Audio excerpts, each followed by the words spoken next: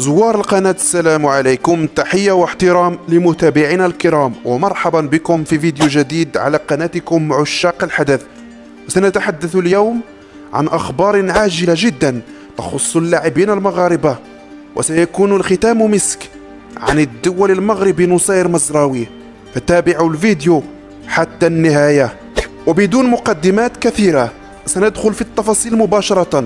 ذكر التقارير الإعلامية أن اللاعب المغربي سفيان كين تعرض لحادثة سير خطيرة جدا، وتم نقله على وجه السرعة إلى أحد المستشفيات القريبة من مكان الحادثة. وكما أوضحت كاميرات المراقبة، سفيان كين كان يقود سيارته بسرعة خيالية، وهذا ما جعله يفقد السيطرة ولا يتحكم في القيادة، وبسبب هذا اصطدمت السيارة بالمدار، فطارت السيارة في السماء واخترقت أحد الصالات الرياضية في مشهد مخيف. نسأل الله السلامة والعافية للدول المغربي. وحسب آخر الأخبار حالته الصحية مستقرة، لكنه أصيب بعدة كسور، فنتمنى الشفاء العاجل للدول المغربي. ويذكر أن سفيان كين ذو 25 ربيعا يلعب حاليا لفريق لولين البلجيكي، وسبق له أن لعب مع المنتخب الأولمبي في عدة مناسبات. وفي خبر آخر وللأسف الشديد، أكدت عدة منابر إعلامية فرنسية ومغربية أن موسم لاعب أولمبيك مارسيليا الفرنسي عز الدين أناحي انتهى رسميا، وذلك بسبب الإصابة التي تلقاها في المباراة الأخيرة للمنتخب المغربي ضد المنتخب البرازيلي. وبعد الفحوصات الطبية التي أجراها الدول المغربي، تأكد بأنه تعرض لكسر على مستوى أصبع القدم، وبالتالي يحتاج إلى عملية جراحية في أقرب وقت ممكن، وهذا سيكلفه الغياب عن الميادين لمدة شهرين على الأقل، ما يعني انتهاء الموسم الكروي بالنسبة له. وهذا ما أكده أناحي شخصيا في رسالة عبر حسابه في الانستغرام، حيث قال: قدر الله ما شاء فعل، تعرضت لإصابة في المباراة الودية ضد البرازيل. الأشعة شخصت كسر على مستوى أصبع القدم يتطلب جراحة مقررة غدا إن شاء الله. الاستراحة محدودة في بضعة أشهر، وسأبذل كل جهدي لأكون جاهزا في بداية الموسم. أشعر بخيبة أمل كبيرة، كنت أرغب في مساعدة زملائي فيما تبقى من البطولة، لكن أضرب لكم موعدا بعد التعافي. طبعا تلقى أناحي دعما كبيرا من نجوم المنتخب المغربي كما يظهر في هذه التعليقات، وبدورنا نتمنى الشفاء العاجل لمايسترو الأسود الأطلس. وفي خبر آخر، أكدت التقارير الإعلامية أن الكابتن السابق للأسود المهدي بن عطية، بعدما أصبح وكيلا معتمدا لعدة لاعبين في المنتخب المغربي أبرزهم عز الدين أناحي ورومان غانم سايس، ينوي الآن الاقتراب من الموهوب بلال الخنوس من أجل نقله إلى الدوري الإيطالي، لا سيما بعدما تلقى الفتى الذهبي للمغرب اهتماما كبيرا من أندية الكالتشيو. ويذكر أن بن عطية نصح ناديه السابق يوفنتوس بالتعاقد مع الثنائي الدفاعي للمنتخب المغربي نايف أجرد ورومان سايس.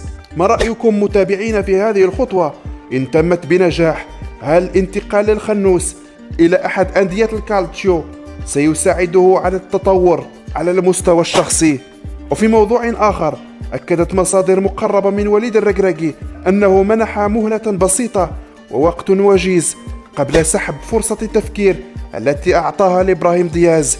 وأكدت نفس المصادر أن دياز وعد وليد بأنه سيباشر في إجراءات تغيير الجنسية الرياضية، وذلك عن طريق مراسلة الجامعة وكذلك الفيفا، لكن إلى حدود الساعة تأخر في هذه الخطوة، ما يجعله متهما باللعب بورقتين، وهذا الأمر قد يكلفه غاليا وسيخسر فرصة تمثيل أي منتخب في المستقبل. وهذا ظهر بغضب مدرب المنتخب الإسباني الجديد دي لا فوينتي عندما قال: أن تكون إسبانيا هذا لا يحتاج التفكير.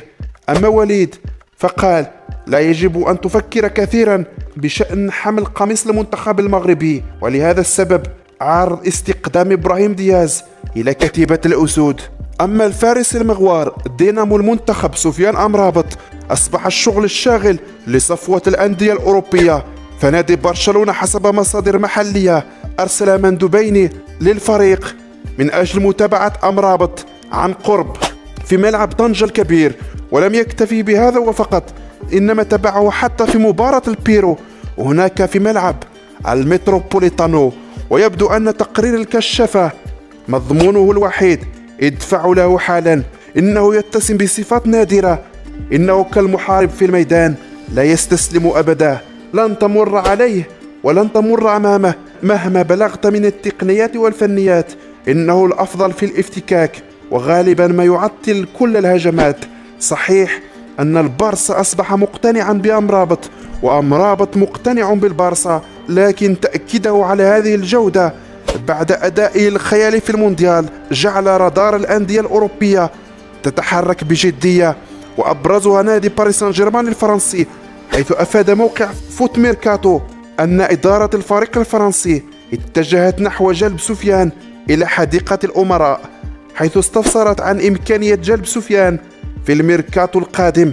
لكن أمرابط يعطي الأولوية لفريق برشلونة، لكن في المستقبل لا نتصور ما يمكن أن يحدث، لا سيما مع مشاكل برشلونة سواء على المستوى المالي وعلى مستوى العقوبات المحتملة، فقد نرى سفيان في فريق أوروبي آخر. أما الموضوع الأخير من الفيديو سيكون عن الدول الرائع نصير مزراوي، حيث ظهر عبر قناة مينوت فور الله وهو يتلو آيات من الذكر الحكيم، وأشغل نصير مزراوي منصة التواصل الاجتماعي بصوته الجميل الذي ألهم به عشاقه في عالم الساحرة المستديرة. وقال مزراوي بأنه قرر مباشرة بعد نهاية كأس العالم في قطر 2022 أن يكون حافظا للقرآن ثم فهمه ثم العمل به في الحياة، وفي نهاية المطاف أن يصبح إماما. وبهذه الأمنية تلقى مزراوي ردود عديدة من الشباب المغربي تصب في اتجاه واحد، وهو الرضا الكامل عن أخلاقه، وكيف أصبح لاعبا يقتدى به في الشارع الرياضي المغربي. وبدورنا نقول ما شاء الله تبارك الله، أدامكم الله فخرا للجميع، بأمثالكم نفتخر، لأنه وصل إلى قمة الحقيقة في هذا العالم الفاني، لاعب حقق الشهرة والمال، وفي نهاية المطاف اقتنع بأن العلاقة مع الله هي الأجمل. وأكد مزراوي بأنه مر بأوقات صعبة في حياته، كون أن الحياة الدنيوية لا تجعله عاطفيا، بل فقط الحديث عن الإسلام ومن يجعله كذلك. كما تطرق للعديد من المواضيع في حواره المطول. وبهذا الموضوع الجميل ننهي هذا الفيديو ونقول اللهم ردنا إلى دينك ردا جميلا واجعلنا من الصالحين. وشكرا لكم على متابعة الفيديو، وإلى فيديو آخر إن شاء الله، والسلام عليكم.